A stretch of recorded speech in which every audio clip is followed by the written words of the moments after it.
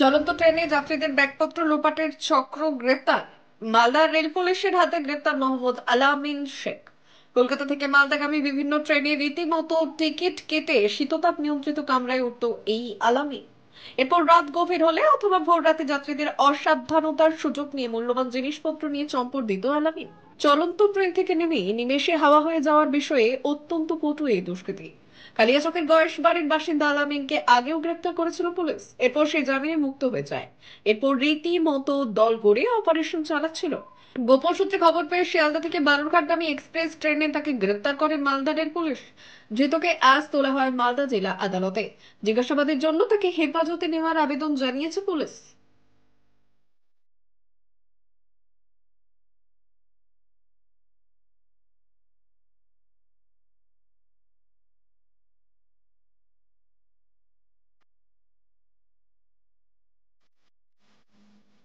Bureau report, উত্তরের প্রহরী।